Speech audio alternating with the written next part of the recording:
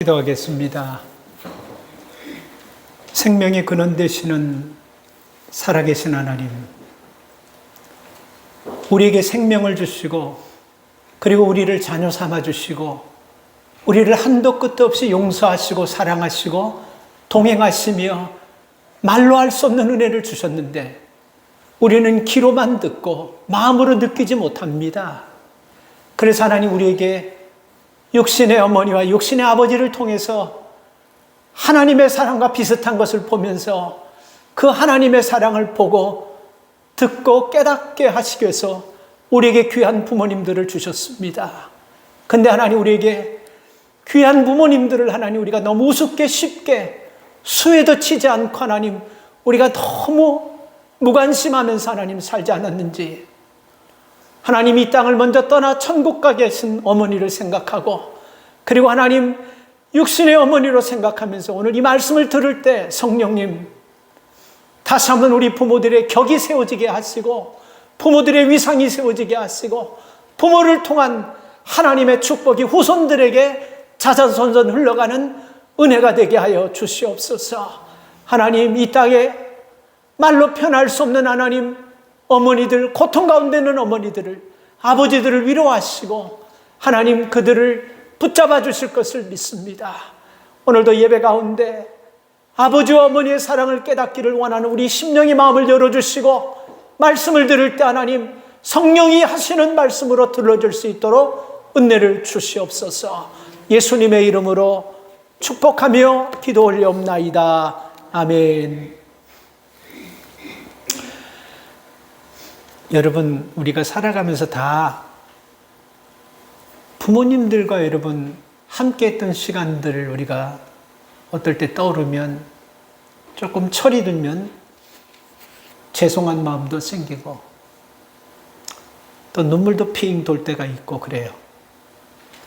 이 말씀을 준비하면서 부모님들이 돌아가셔서 천국 가 계신 그 우리 연세 드신 지금 부모님이시면서 또 자녀 되는 분들은 이 말씀을 좀 어떻게 이해할까? 참 제가 아주 머리를 참 많이 썼습니다. 그래서 기도하면서 하나님, 지금 땅에 부모님이 안 계신 분들에게도 지금 내 자식과 손들에게도 부모인데 우리가 어떻게 부모의 상을 가져야 되는지를 말씀을 들을 때 성령이 좀 가르쳐 주십시오 하는 마음이 절로 나오더라고요. 우리는 다 나름대로 부모 상이 있어요. 아버지 하면 그 아버지의 상, 어머니 하면 어머니의 상, 이런 상들이 다 있습니다. 여러분들이 세우는 부모 상은 어떤 겁니까? 막연하게 그냥 건강하게 아프지 않고 오래 사셨으면 그게 여러분 우리가 부모 상으로 있다고 한다면요, 이것은 여러분 우리가 조금 막연한 부모상이라고 생각합니다. 왜냐하면요, 우리가 세운 부모상만큼 내 존재가 그렇게 평가되는 거예요. 저도 여러분 제 친구들이 많이 있지만요, 제 친구 중에는 참 어머니가 부모님들이 지금도 가난하게 살면서 배우지도 못했지만요, 참 부모님한테 잘해요. 너무너무 잘해요. 자기가 벌여오는 수입에 지금도 그 수입을 쓰면서 누나가 있고 형들이 있는데도 불구하고 자기가 할 일을 다 하면서 때로는 저한테 전화 오면서 힘든 일을 표현하고 어머니한테 잘하지 못하는 걸 표현하면서 미안한 마음을 가져. 그래서 제가 그렇게 위로합니다. 야, 내가 알기로 너희 누나나 형님들이나 아무도 너한테 얘기할 사람 없다. 부모님 안 모셔본 분은 모르는 거야. 너 진짜 잘하고 있어. 너 반드시 복 받을 거야. 내가 꼭 그렇게 위로하고 격려하는 친구가 있습니다. 부모는 우리의 뿌리예요. 부모님의 뿌리로 여러분 우리가 살아가는 것이고 우리가 태어나는 것입니다. 그래서 부모의 상을 우습게 여기면요, 아무리 많이 가지고 아무리 많이 배우고 아무리 위치가 높다 할지라도 부모를 우습게 여기면요, 다른 사람들도 그 부모님 우습게 여겨요. 그렇게도 되는구나 하고. 그러나 갖지 못하고 배우지 못하고 육신이 병들어 있다 할지라도 자식들이 부모님을 굉장히 조심해서 공경하면요, 그 어떤 주변 사람도 그 부모님들 함부로 못하는 거예요. 그게 부모상입니다. 그래서 여러분 우리 시대는요, 가족의 격이 깨어지고 부모와 자식 간의 격이 깨어지는 것이 너무 아까워요. 안타깝습니다. 격이라는 말 들어보셨어요? 영어 성경에 보면요, 격, have some class라고 나오고 have some desight라고 나오는데 격 있게 사세요. 격 있게 행동하세요. dignity, have some dignity, have some class. 이렇게 여러분 격이라는 말을 이렇게 표현하더라고요. 우리말로 여러분 격은요, 환경과 사정에 아주 자연스럽게 올리는 분수와 품위, 이거를 격이라고 합니다. 그래서 따라서 여러분 인간의 격은요, 사회를 잘 아름답게 만들면서 질서를 유지하는 보이지 않는 불문 규칙이 격입니다. 그래서 우리 삶에 격이 빠져버리면 물오징어 있잖아요. 세워놓으면 물오징어가 쓸 수 있어요? 주저앉는 거예요. 격이 빠지면 여러분 굉장히 중요한 큰 기계가 아주 핵심 부분이 거기서 고장이 나서 작동하지 않는 것과 똑같은 것입니다. 지금은 모르지만 삶 속에서 생활 속에서 격이 무너지고 빠져버리면요, 붕괴될 수밖에 없는 것입니다. 그래서 격과 격식은 어떤 관계 속에서도 건강한 사회에서는 굉장히 중요하게 생각하고 존재해야 됩니다. 이건 연령별이나 사회적으로나 상하관계에서뿐만 아니라 친구 사이에서도 이 격이 무너지면 안 되는 것입니다. 삶의 호칭은요, 이 격에서부터 시작한다 그래도 과언이 아니에요. 여러분, 우리가 30년 전, 50년 전까지만 해도 자식이 부모를 구타하고 폭행하고 감금하고 자식하고 부모하고 재판장에 들어보지도 못했고 있을 수도 없는 거예요. 근데 요즘은 폐륜적인 자식들이 비일비재에 일어납니다. 오래전에 여러분 제가 영화를 하나를 본 것 같은데 제목이 생각이 안 나더라고. 자식이 아버지 재산을 가지려고 아버지 엄마를 칼로 죽였는데 이 칼로 찌르면서 자기 손톱이 잘려져 나와 버렸어요. 근데 그 어머니가 칼에 찔려 죽으면서 피를 다 토하면서도 아들이 자기 아들인 것을 뻔히 아니까 나중에 경찰한테 걸릴까봐 떨어진 손톱을 그 죽어가면서도 입에 생겼어요. 근데 과학수사에서 뭐 입에 딱 걸린 게 뭐냐면 손톱인데 그걸 보니까 유전자를 보니까 그 아들 손톱하고 딱 맞이 떨어지는 거예요. 이 부모입니다.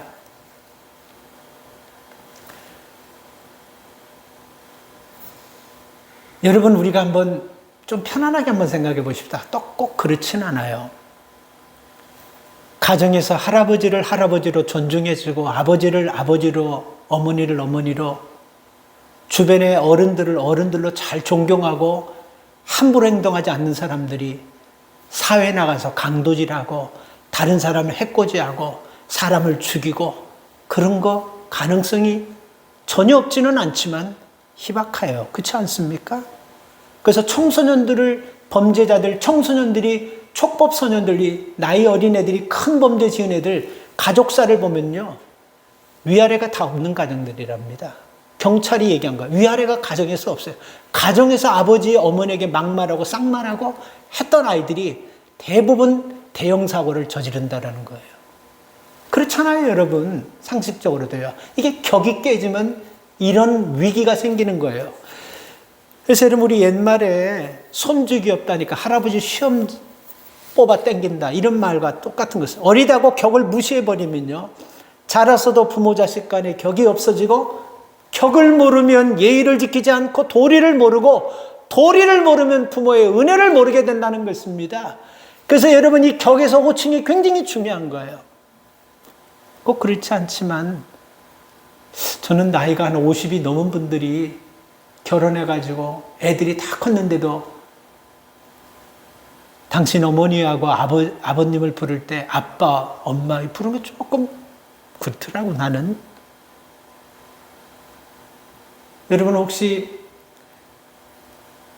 그 아내가 남편에게 자기라고 부르는 사람 들으니까 어때요?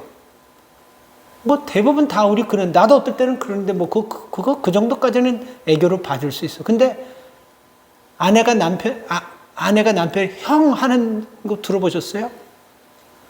생각보다 많습니다. 대학에서 여러분 같은 커플로 있다가 선후배 관계로 있다가 결혼하면 직장에서 그럼 무조건 형이라 그러더라고. 오빠. 그리고 막 이렇게 막 불러대. 아빠. 허니 그것까지는 그냥 그건 명호니까 괜찮은데. 나는 이게 좀 아주 듣기 싫더라고요. 이 호칭이 가벼워지면요, 대함이 가벼워져서 도리를 잃게 되고, 호칭이 일탈하면 위계 질서가 무너져 조직이 파괴된다. 이 심리학자들이 쓴 거예요. 아주 굉장히 연구를 많이 한 사람들이에요. 동년배와 친구 사이에도 말을 함부로 해가지고 격이 무너지면요, 친구의 우정관계가 깨지면서 잘 들어보세요.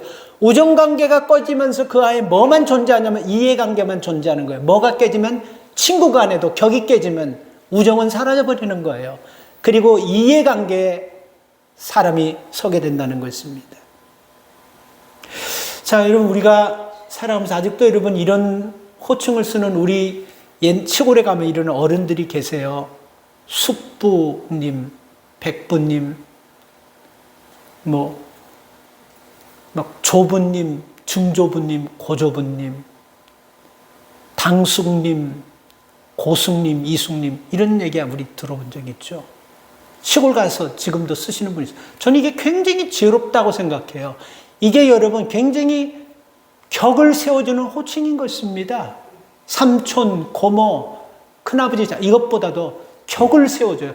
그래서 여러분 옛날에 가정들이 여러분 이런 것을 가지고 질서를 잡으니까 젊은 애들이 자기 어머니가 자기 아버지가 할아버지 앞에서 무릎 딱 꿇고 할아버지 숟가락 들 때까지 절대로 숟가락 못 드는 걸 배우면서 자라는 거예요.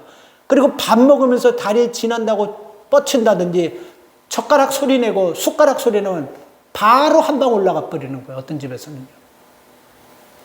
이게 여러분 꼭 그렇게까지 할 필요가 있냐? 저는 굉장히 예의가 중요하다고 생각합니다. 여기 필라델피아에 변호사 하시면서 목사님 하신 분이 있는데 제가 오래전에 한번 얘기했을 거예요. 그분의 가정이 굉장히 옛날처럼 지금도 그렇대요.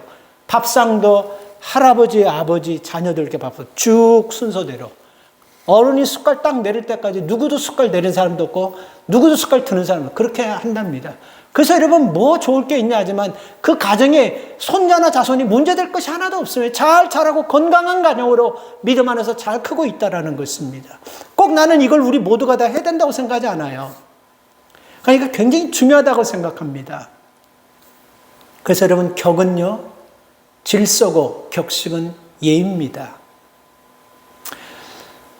누구나가 다 우리 부모님들 잘 모시면서 생전에 계실 때 편안하게 해드려야 되겠다 하는 마음은 다 갖고 있는데 우리가 이것을요 금세 잊어버리고 금세 이 결심이 깨지는 이유가 뭐냐면 격이 없는 상태에서 격 없이 이걸 하면요 오래 못 가는 거예요.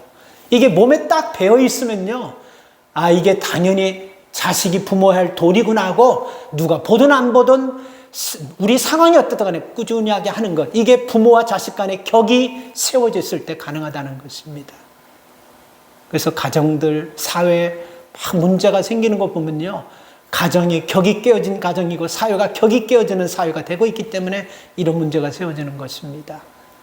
우린 가정의 달을 맞이해서 미국에 살면서 무슨 예의 뭐 그런 게 우리 그러지만 우리 후손들을 위해서라도 우리가 지금부터라도 남편을 남편으로, 아내를 아내로, 부모를 부모로 존중해주면서 격을 세워가면서 우리가 살아갈 때 부모의 격이 세워지면 내 격이 세워진다는 것을 꼭 명심하시기 바랍니다. 여러분 우리가 누가복음 15장에 보면요 탕자의 아버지가 나오는데 누가복음 15장에서 탕자의 아버지는 누구를 비유하냐면 하나님을 비유하는 거예요. 이 아버지가 참 인자한 것 같아요. 아들이 아버지에게 내 재산을 달라고 하는데 줘버립니다. 왜 주는지도 여러분 우리가 참 이해할 수 없지만 그 내용 중에 너무 나를 힘들게 해가지고 아들이 막 이렇게 하고 저렇게 하고 해서 내가 줬다 이런 말이 하나도 없어요.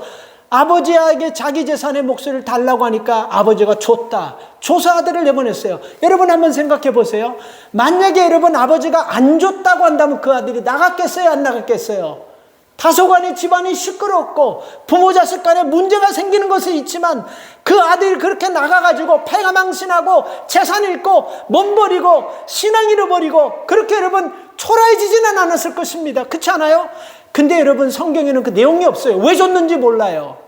근데 아버지가 그놈의 자식을 수십 년 30년씩 넘게 키웠는데 그 자식이 돈 줘서 잘 쓸고 성공할 거라고 모르고 여러분 그냥 줬겠습니까? 망할 거 알고 주는 거예요. 안 될 거 알고 주는 거예요. 여러분 우리 자녀를 키우다 보면 알지만 이 녀석들이 형편에 맞지 않는 뭔가를 좀 해달라고 막 땡짜를 부리고 그럴 때는요, 얘들이 자기 입장에서만 생각하지 엄마 아버지 입장에서 전혀 생각하지 않고 꼭 그걸 해달라고 막 땡짜 부리고 막 그냥 밥도 안 먹고 입 대빨 나와가지고 그냥 맨날 그냥 롱페이스하고 그냥 막 씩씩거리고 소리지나 지르고 막 그냥 밥도 안 먹고 문 딱 닫고 있으면 너 한번 해봐라. 너 굶어 죽든지 한번 너 하고 나가면 해보자. 이런 부모 하나도 없어요. 그냥 줘버립니다. 렌트비에서 꺼내가지고 주든지 전화비 아예 못 내드려도 줘버립니다. 근데 걔들이 그걸 몰라요. 우리가 여러분 이렇게 여러분 자녀들을 사랑하는 거, 이게 여러분 왜 그렇습니까? 이 탕자 아버지가 왜 줬겠습니까? 아들의 그 몫을 여러분 줘버렸어요. 주면서 여러분 아버지는 너무 아들이 힘들게 하니까 이거 돈 다 잃어버려도 되는데 세상에 나가서 몸 망가지지 않고 병들지 않고 건강하게만 돌아오라. 이 마음을 알고 다 준 거예요. 우리가 그 내용을 어떻게 알 수 있냐면요, 아들 보내놓고 아들이 여러분 아버지 준 돈 다 여자들과 나쁜 짓 하고 쓰고 다 탕진해가지고 돼지우리에서 돼지가 먹는 그 음식 받아 먹어서 친구 집에서 연명한다는 걸 아버지가 들었겠지. 그래서 아버지는 상거가 먼데 저 길 먼 데서 아들 빗그물이 한 것만 와도 아들인가 하고 보는 거예요.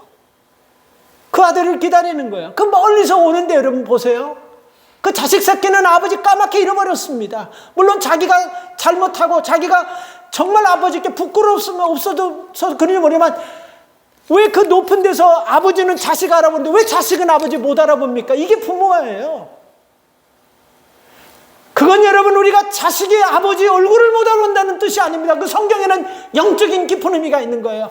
아버지 마음을 못 알아본다는 거예요. 아버지는 그 큰 돈 가지고 나가서 잃어버리고 망하고 엉망진창되고 자식이 여러분의 애가 밖에 나가서 음식 찌꺼리 먹고 거기서 여러분 거지같이 사는 거 보면 가슴이 찢어지지. 그거 그렇지 않겠어요? 그 아들을 기다리는 거예요. 그 아버지 마음을 여러분 모르는 거예요. 근데 아버지는 아들 마음을 알고 있는 거예요. 그래서 상가가 뭔데 뛰어가서 아버지가 아들을 안아버리잖아요. 아버지가 아들을 안아버리니까 아들이 여러분 얼마나 아버지가 기대기나 한 발 때릴 줄 알았는데 안아버리니까 아들이 얼마나 미안하고 고맙고 그 아버지의 사랑을 다시 한번 느끼겠습니까? 안아버리는 거예요. 다른 사람 못 보게 안아버리는 거야. 그리고 나서 아버지가 하는 얘기가 뭐예요? 누가 뭐라 그러든 말든 간에 내 아들 죽었다가 살았고 내 아들이 다시 돌아왔다고 하면서 온 사람들, 동네 사람을 다 불러다 놓고 손잡고 잔치 잡아가면서 잔치하는 거 보세요. 이게 아버지의 마음이고 이게 하나님의 마음이고 이게 아버지의 우리의 사랑의 마음인 것입니다. 여러분 오늘 이 본문에 보면요, 이 아버지로서 다윗 왕이 자기 자식에게 보여주는 하나의 사건이 나오는 거예요.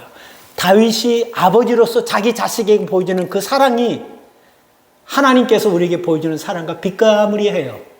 오늘 본문 29절 말씀을 보면요, 이런 말이 나옵니다. 아버지가 내 아들 소년 압살롬, 내 아들이 아니고 29절에 보니까 소년 압살롬이 어디 있느냐. 왕이 가로되, 이 왕은 다윗 왕을 얘기하는 거고 소년 압살롬이 어디 있냐. 이 압살롬은, 소년 압살롬은 다윗의 세 번째 아들입니다. 이 지금 상황을 여러분 우리가 아셔야 돼요. 뭐 아버지가 편안한 가운데 내 아들 안부 묻는 이런 문제가 아니고, 아버지가 이 아들이요 반란을 일으켰어요. 그래서 군인들을 모으고 장수를 모아가지고 아버지를 왕좌에서 쫓아내고 아버지를 죽이기 위해서 지금 따라오고 아버지는 도망가는 지금 이런 가운데서 지금 소년 압살롬은 어떻게 됐냐? 이 소년 압살롬이 잘 있느냐? 이 지금 앞뒤가 맞는 말 같습니까?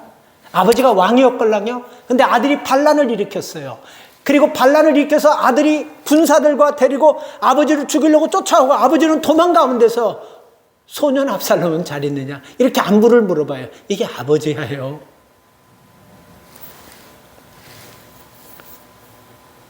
이 압살롬은 여러분 성경에 보면요 참 인물도 잘생겨가지고 그리고 참 똑똑하고 다윗이 참 많은 사랑을 줬던 사람이에요. 그리고 실수를 하고 형제지간에 문제를 일으켰지만 아버지가 사랑으로 잘 품고 많은 사랑을 줘서 용서를 많이 한 아들이에요. 근데 이 아들이 그 큰 사랑을 받고 아버지를 배반하고 아버지를 죽이고 자기가 왕이 되려고 지금 이렇게 난리를 치고 있는 겁니다. 아버지를 죽이기 위해서. 근데 여러분 이 다윗이요 처음 이 영모의 주동자가 아들이라는 말을 딱 듣는 순간 사무엘서를 이제 우리가 16장부터 쭉 보면 영모자의 주동자가 자기가 그렇게 사랑했던 아들 압살롬이라는 얘기를 딱 듣는 순간요 다윗 왕이 보따리를 싸가지고 피해버립니다. 이게 뭡니까? 떠나버리는 거예요. 중요한 건 이겁니다. 이 본문에서도 알 수 있지만요. 다윗이 여러분 왕의 자리에서 피해 도망가면서 다윗 혼자만 도망간 것이 아니고 다윗을 따르는 아주 훌륭한 장수들과 군인들이 많이 따라가고 있어요. 근데 저는 여기서 이 말씀에서 여러분 몇 가지 여러분들과 좀 나누려고 하는데 왜 충분히 싸울 수 있는데 왜 싸워보지도 않고 장수들이 있고 그렇게 많은 군인들이 지금 다윗을 추종하는 사람인데 불구하고 왜 싸우지 않고 그냥 보따리 싸서 그냥 피해버리고 도망가나 버리나 이 생각에 여러분 제가 몇 가지로 나눠. 첫째가 여러분 자식 사랑하는 마음 때문에 첫째가 자식 사랑하는 마음 때문에 아무리 많은 사람들이 죽입시다 전쟁합시다 가지 맙시다 그래도 아들과 싸울 수 없다라는 것입니다. 차라리 내가 왕의 자리를 내어주는 한이 있더라도 내 아들과 싸워서 아들을 죽일 수 없다는 이게 다윗의 마음인 것입니다. 우리 이런 말이 있죠. 자식 이기는 부모 없다고. 부모가 자식 이길 수 없습니다. 왜 부모가 여러분 자식을 이기지 못합니까? 다윗을 생각해 보세요. 다윗이 지금 뭐 나이가 너무 많이 먹어가지고 발 벌벌 떨면서 지팡이 이런 상황이 아니에요. 다윗이 여러분 전쟁을 참 많이 치른 사람입니다. 아주 여러분 야전 사령관을 한 사람이에요. 골리앗 보세요. 그 어린 날 그 블레셋의 가장 센 그 장수 골리앗과 덤덤하게 나가가지고 싸워가지고 이겨서 나라를 찾을 정도로 배포가 굉장히 센 사람이에요. 겁이 없는 사람이에요. 싸움도 잘하지요. 그리고 똑똑합니다. 용기도 있죠. 그리고 여러분 지혜도 있고 그리고 언변도 말주변도 있고 힘도 있고 다 있어요. 경험 다 있어요. 그런데 여러분 왜 싸우지 않고 이런 싸움의 장수가 피해서 도망가냐? 바로 이것입니다. 이게 만약에 다른 사람이었다고 한다면 다윗이 됐을까요? 절대로 그건 용납이 안 되는 거죠. 아들이었기 때문에 그러는 겁니다. 자식을 앞에 두고 한없이 약해지는 것이 아버지고 어머니고 부모들 아니겠어요? 무엇을 봐도 여러분 다윗이요 자식에게 진류가 하나도 없어요. 근데 자기 자식에게는 부모 없다라는 것처럼요 내 자식이기 때문에 져주는 거예요. 피해주는 거예요. 도망가는 거예요. 지구상에 어떤 부모가 자기 자식하고 싸워가지고 이길 수 있는 모든 능력을 다 가지고 있다. 내 자식을 죽이면서까지 내가 이겨야 됐다는 부모는 한 사람도 없어요. 하나님이 그렇게 만들었어요. 여러분 부모 마음에요. 누가 내 자식의 마음에 상처를 주면서까지 내 자식을 죽이면서까지 내가 싸워서 이기겠다 이런 말은 이거 부모에게 없는 거예요. 만약에 이런 마음이 있다고 한다면 아주 특별한 사람, 하늘이 낸 사람이에요. 아주 이런 사람은 아직까지 못 봤어요. 아무리 포악한 강도다 없습니다. 근데 우리 자식들이 그렇게 생각합니까? 부모가 똑똑하지 못하고 부모가 추진력이 없고 부모가 몰라가지고 이렇게 되는 것이다라고 생각하고 마치 자기들이 부모보다 똑똑하고 더 잘해서 부모를 이긴 것처럼 생각하는 거예요. 이거 부모를 모르는 거예요. 세상에 여러분, 학교도 가지 않는 부모도 내 자식이 이겨야 되겠다는 부모는 한 사람도 없다라는 것입니다. 아까도 말씀드린 압살롬은 셋째 아들이에요. 문제는 뭔지 아세요? 압살롬이 셋째 아들이지만 첫째 아들, 둘째 아들은 다 죽어버렸어요. 형제들 싸움에서 죽어버렸어요. 그래서 이 셋째 아들, 다윗이 그렇게 사랑하는 아들이었기 때문에 조금만 지근득하게 참고 기다리면 왕이 되고 싶지 않아도 왕이 되는 거예요. 여러분, 다윗이 나중에 여러분 죽을 때 누가 왕이 됐죠? 솔로몬이 왕이 됐잖아요. 그죠? 압살롬이 살아있으면 솔로몬이 왕이 될 수가 없어요. 솔로몬은 누구 자식이냐면요. 참 여러분, 우리가 다윗이 큰 사고를 쳤을 때 그 여인에게서 낳았기 때문에 순서에도 들어가지 못한 사람이에요. 근데 여러분, 하나님께서 기적적으로 그 솔로몬에게 준 거지, 압살롬이 살았다면 절대로 여러분 솔로몬이 왕이 될 수 없는 거예요. 그런데 여러분, 이 아들이 여러분 아버지를 죽여가지고 자기가 왕이 되겠다고 하는 그 가운데서 군사 있지, 자기 따르는 장수 있지, 싸움에 출중하지, 무릎부터도 절대로 지지 않을 아버지가 보따리 딱 싸가지고 피해버리고 도망가는 거예요. 왜? 자식을 사랑하는 마음 때문에 그러는 거예요. 사람들은 패륜하고 악질이고 저거 죽여도 싸다고 얘기하지만 아니야. 아버지 눈에는 아니에요. 아버지 눈에는 아니에요. 아버지 눈에는 사랑하는 아들인 것입니다. 또 하나 여러분, 아버지가 모든 것을 다 갖고 있음에도 불구하고 이 나라의 국군이 왔다 갔다 하는 이런 상황에서 저 아들이 아버지를 죽이고 왕권을 차지하면 나라가 뒤집어지는 상황에서 아버지가 그거를 피해가 군사와 장수를 데리고 있으면서 피해서 싸우지 않고 가는 것은 여러분, 두 번째, 저는 이렇게 생각해요. 이것 또한 하나님께서 다 하시는 것이라고 생각하면서, 하나님이 하시는 거라고 생각하면서 믿음으로 받아들였다고 저는 생각해요. 왜 그러냐면 아까도 잠깐 말씀드렸지만 다윗이 오래전에 왕으로 있을 때 밧세바라는 여인을 자기 아내로 만들려고 전쟁터에서 다윗을 위해서 지금 한창 싸우고 있는 우리아를 죽여버립니다. 그리고 나서 그 남편을 죽이고 그 우리아 자기에게 충성하는 그 군인을 죽이고 그 부인을 밧세바를 자기 부인으로 삼는 거예요. 아까 이 솔로몬이 밧세바 자식이에요. 그렇게 삼았어요. 근데 이거 아무도 모를 줄 알았는데 나단 선지자가 와서 다윗을 책망하는 거예요.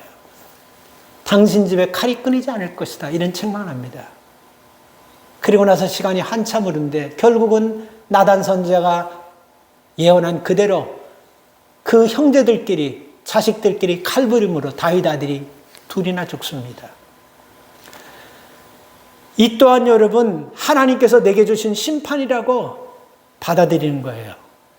그리고 아들이 아버지의 첩을 강간하는 일도 있었습니다. 이것도 하나님이 내게 주신 심판이라고 받아들이는 거예요. 그리고 피난하는데 시므이라는 사람이 다윗을 저주해도 하나님 앞에서 내가 받는 심판이라고 받아들이면서 떠나는 거예요.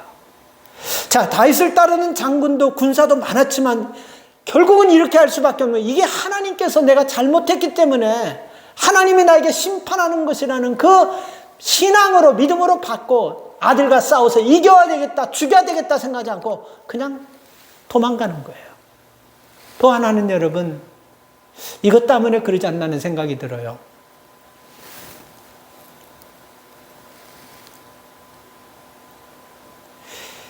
이 아들이 여러분, 우리가 보면 정상적인 아들이 아니잖아요. 그죠?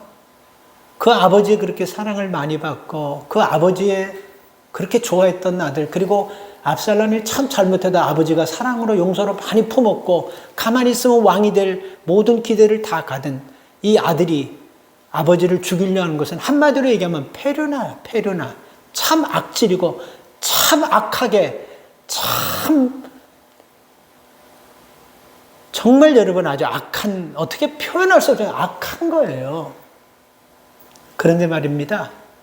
다윗이 그런 가운데서도 이 아들과 싸우지 않고 피한 것은 이 아들이 이렇게 악하게 된 모든 것들이 자기에게 선한 영향을 받지 못하기 때문에, 자기가 이렇게 못된 짓을 하는 것을 아이가 보면서 악해졌다라고 생각하기 때문에, 이게 다 내가 부모로서 잘못했기 때문에, 내가 부모가 자식에게 좋은 부모가 아니었기 때문에 자식이 이걸 보고 이렇게 악해진 거라고 생각하고, 그 자식과 싸울 생각 안 하고 아버지가 왕권을 버리는 한이 있더라도, 그리고 광야에 들어가서 내가 떠돌다가 죽는 한이 있더라도 자식과 싸우지 않고 피해버렸다고 저는 생각합니다.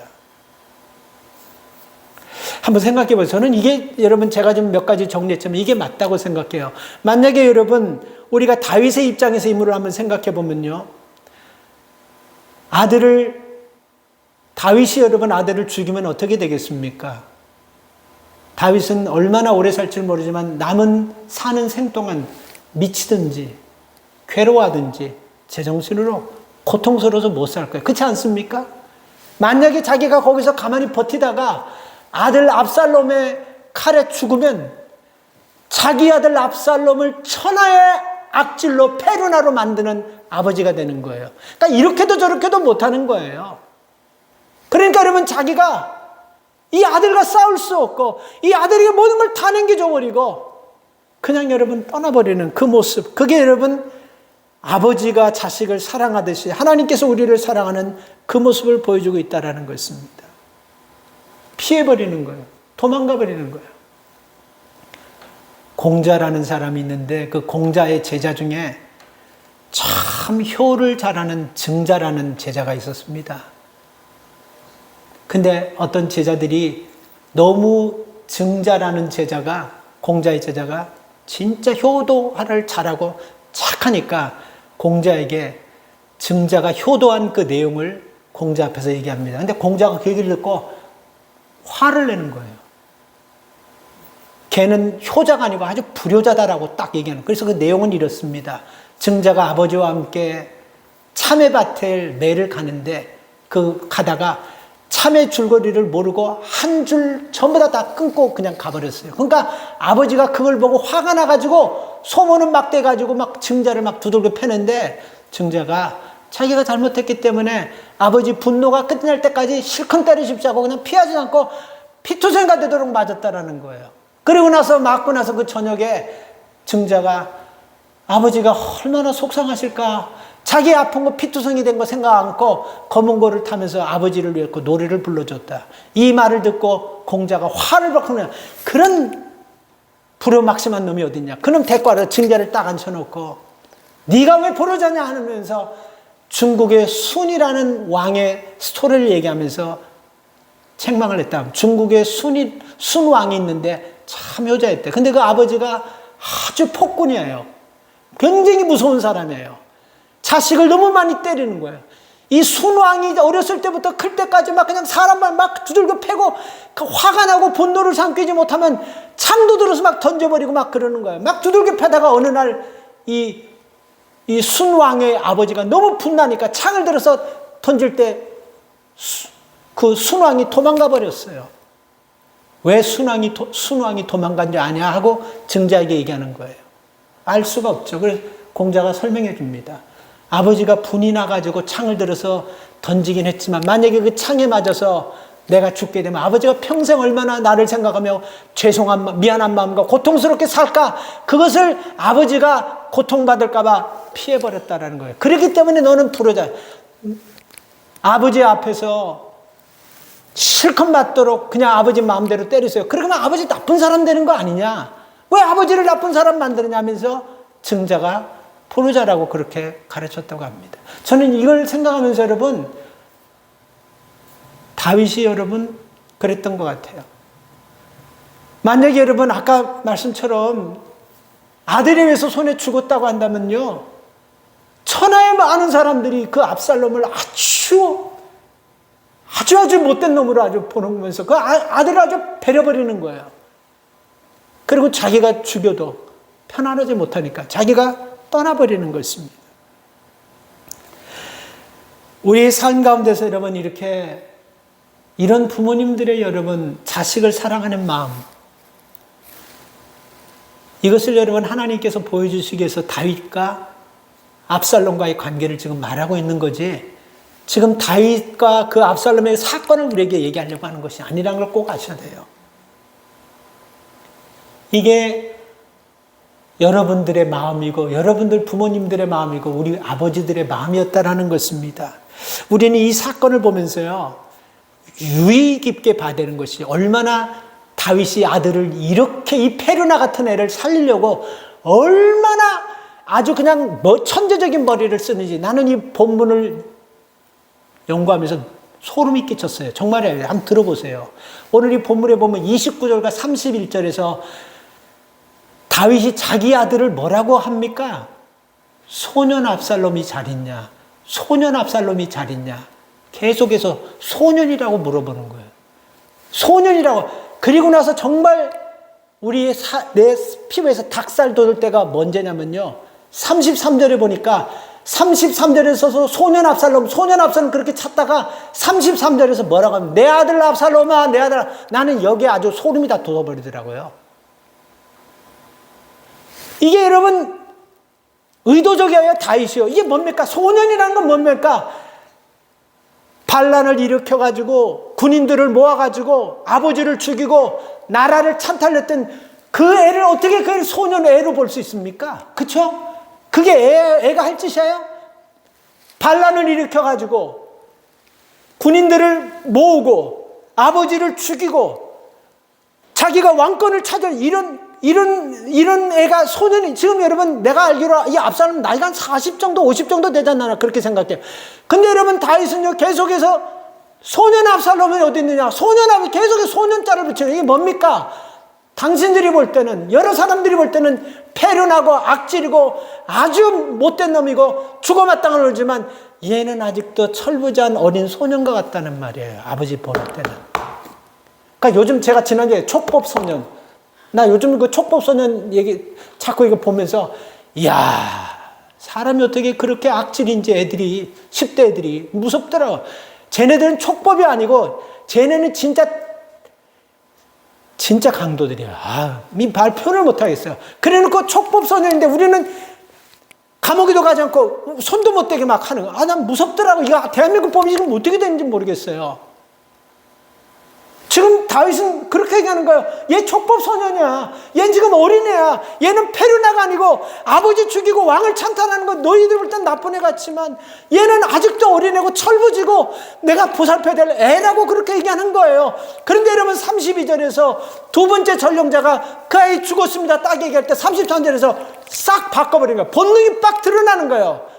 내 아들 압살롬아, 내 아들 압살롬아 하면서 그때 비로소 자기 아들, 그 전까지는 여러분 사람들에게 내 아들 죽이지 말기를 바라는 거예요. 그리고 더 웃기는 건 뭔지 아세요? 18장 5절에 보면요, 지금 이제 전쟁이 붙었어요. 다윗을 따르는 사람들도 장수들과 군인을 데려가고 압살롬의 군인과 장수들이 맞서가지고 한판 큰 전쟁을 치르는 이 마당에 5절 보면요, 참 기가 막히게, 이게 어떻게 다윗이 이럴 수, 우리가 잘 모르면요, 야, 이 사람 왕 자격도 없고 인간성 진짜 쓰레기다, 이렇게 표현할 수 있어요. 다윗을 잘 모르면요. 5절 말씀을 보면요, 이렇게 나와 있어요. 나를 위하여 소년 압살롬을 너그럽게 대접하라. 이게 할 말이에요. 이게 지금 전쟁 나가는 거예요. 아들이 끄는 군인하고 아버지를 따르던 장수와 군인하고 큰 전쟁, 나라가 죽냐 사냐, 왕권이 회복되냐, 아니면 영원히 다윗은 불행해지냐, 이런 엄청난 대싸움을 하게 나서 그 목숨을 걸고 나가는 장수들에게 다윗이 하는 얘기가, 너희들 다치지 않고 조심해라. 난 너희들한테 면목이 없다. 내 아들과 싸워서. 이런 얘기가 아니고, 내 아들 압살롬 나를 생각해서 좀 너그럽게. 이게 말이나 이게 말이에요, 이게 진짜? 이렇게 얘기할 수 있어요? 말도 안 되죠, 여러분, 이건요. 그럼 그 장수들이 뭐라는 거예요? 죽으라는 얘기밖에 더 돼요? 너희들 죽일 수 있을 때 죽이지 말고 그 장수 오히려 너희들 죽어라. 이 얘기가 똑같은 거 아니겠어요? 나를 봐서 내 아들을 더 그렇게. 이게 말이, 이건 진짜 말도 안 돼. 이게 왜 그렇습니까? 아버지가 자식 사랑하면요, 온 세상 천지가 패륜하고 저가 악한 짐승이라 그래도 아니에요. 내 할 때는 소년이에요. 사랑해요. 불쌍하네요. 요즘 그 한국에 여러분 그 어떤 젊은 처자하고 그 못된 하고 자기 남편 죽이고 막 했던 그 아버지가 나와서 인터뷰하는 거 보니까 아버지는 아버지구나 생각, 효자라고 그러더라고요. 내 딸 그런 딸 아니라고, 효자라고. 이게 부모예요. 옛날 여러분 그 사람 잡아가지고 막 먹던 조두순 여러분, 그 부모가 내 아들 그런 아들이 아니라고 그러잖아요. 그 엄마가 그 TV 앞에 나와가지고요. 이게 부모예요. 세상 천지 다 그게 뉴스로 밝혀지는데 내 아들은 그런 아들이 아니라는 거예요. 그 아저씨도 그러더라고. 내 딸은 그런 딸이 아니라고. 이게 5절에서 지금 그 얘기예요. 이 사람 장수들이 지금 다윗을 놓고 목숨 걸고 지금 싸움으로 나가는데 나를 봐가지고 내 아들 좀 더 그렇게, 이건 그래서 여러분 전쟁이 다 끝나가지고 전령이 와가지고 첫 번째 전령이 와서 물어보는 게 오늘 이제 본문부터 시작되는 거예요. 첫 번째 전령인 사람이 이름이 누구냐면요, 아하스라는 사람이 와가지고 전쟁에서 전령이 왔다고 한다면 왕으로서 제일 먼저, 여러분이 왕이라면 제일 먼저 뭐를 물어봐요? 집사님이 왕이라고 하면 내가 전령이야. 그럼 뭐를 제일 먼저 물어볼 것 같아? 결과지. 그럼요. 야, 우리가 이겼냐 졌냐? 그리고 우리 아군이 얼마나 많은 피해를 당했냐? 그리고 적군이 얼마나 크게 패했냐? 이런 거 물어보는 게 왕 당연한 거 아니에요? 내 아들 소년 압살롬은 어떻게 됐냐? 이걸 물어보는 거예요 지금. 근데 이 아하마라스라는 이름도 참, 아히마아스라는 사람은 다 알고 있걸랑요. 이 사람 다 알고 있어요. 압살롬 죽어버린 거.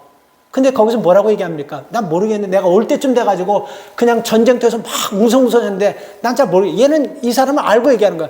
그 모른다 그러니까 너 절로 가 있으라 그래 버려요. 그리고 나서 두 번째 전령이 있다고 하는데 또 뭐 물어봅니까? 소년 압살롬은 어떻게 됐냐? 소년 압살롬은 어떻게 됐냐? 지금 여러분 전쟁에서 만약에 이겨야지 왕권이 회복되고 나라가 회복되고 다시 여러분 다윗이 왕궁에 들어가고 모든 나라가 여러분 살 수 있는 거예요. 아들이 되면 다 망가지는 거예요. 이런 위기 상황에서 내 아들 지금 압살롬 어떻게 됐냐? 잘 있냐? 이렇게 물어보니 이게 말이나 됩니까? 이게 왜 그러냐고요? 왜 그렇다고 생각한다고요? 사랑하기 때문에 그러는 거예요. 우리 자식들은 부모의 이름만 몰라요. 지구상에 자식이 잘못됐을 때 다윗처럼 자식 죽이기보다 내가 죽어서라도 자식 살리려고 결정적일 때 부모가 몸 던져버리는 게 부모예요. 부모도 필요하고 부모도 귀하고 이거 있어야 된다는 거 다 알아요. 노예 나도 이거 있어야 되는 거 알아요. 그러나 자식을 위해서 그냥 내줘버리는 거예요. 내가 노예 양로원에 가가지고 살다가 아무것도 없어 내가 큰일 망하더라도 자식을 위해서 길을 터지기 위해서 다 내주는 거예요. 이런 굉장히 중요한 리스크를 주면서까지 자식을 위해서 다다 투자해버리는 것이 이게 부모라는 거예요. 근데 자식들은 그 마음 몰라요. 당연한 줄 아는 거예요. 머리가 없어가지고 똑똑하지 못해서 추진력이 없어서 힘이 없어서 딸려가지고 이제 못한 줄 그렇게 생각하는 것입니다. 우리 자녀들은요. 다윗 장장한 사람입니다. 전쟁으로 뼈가 부른 사람이에요. 겁이 없는 사람이에요. 전쟁에서 다윗은 진 적이 없는 사람이에요. 자식을 사랑하기 때문에. 여러분 우리 여기는 어머니들이 계시고 할머니들이 계시고 부모님이 계십니다. 우리가 이런 자식을 이렇게 사랑하면서 우리가 굉장히 중요한 것이 하나 있습니다. 격이 없이 사랑해버리면요. 우리 가정에서 압살롬 같은 자녀가 나올 수 있다는 거.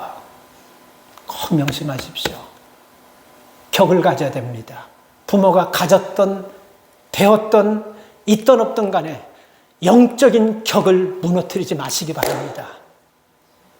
그래서 좀 어려워도 자식들이 힘들 때 비굴해지지 않고 엄마 아버지가 하나님 앞에 엎드려 기도하는 그것을 조금이라도 보여준다면 나도 한번 엎드려보자. 나도 엄마가 아버지가 했던 거 하나님을 한번 믿어보자면서 엎드릴 때 영적 격이 세워지면서 자식도 살고 가문도 살 줄 믿습니다. 사랑하는 여러분 다시 한번 부탁드립니다. 우리는 이런 자녀 사랑하는 마음을 가지고 있어요. 우리 다 다윗과 같아요. 그렇지 않습니까? 누가 당신 자식 그렇다 그러면 맞아 우리 새끼는 더 나쁜 놈이야. 그런 부모 없어요. 아니하고 아주 싸움판이에요. 아주 그냥. 여러분 우리가 격이 무너진 가운데서 우리 자식을 바르게 키울 수 없어요. 저는 지금 세상에 뭐 고리타분한 예의 범절 이것만 얘기하는 거예요. 영적인 격을 세울 수 있기를 바랍니다. 기도하겠습니다. 하나님, 부모님들처럼 벙어리 가슴 앓듯이 눈물 흘리고 아파하는 사람 어디 있겠습니까?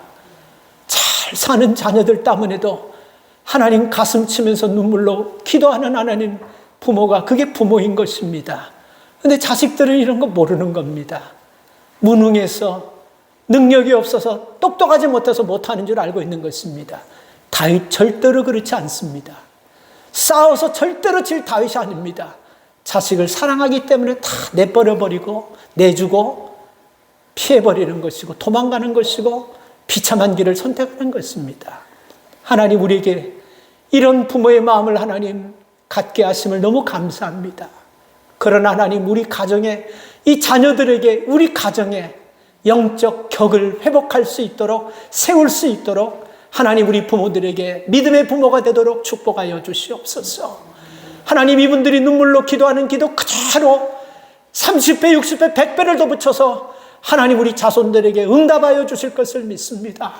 부모가 눈물로 헌신하고 수고하고 땀 흘리니 모든 축복들을 우리 자녀들이 갑절로 받을 수 있도록 하나님 우리 자녀들과 후손들을 축복하시고 우리 가정에 하나님 영적인 격이 세워지게 하시고 하나님 부모 세대 간에 무너졌던 격들이 세워지게 하여 주셔서 우리 부모님들을 귀하게 보고 우리 부모님들을 잘 섬기는 믿음의 결단이 있는 성도들 되게 도와주시옵소서.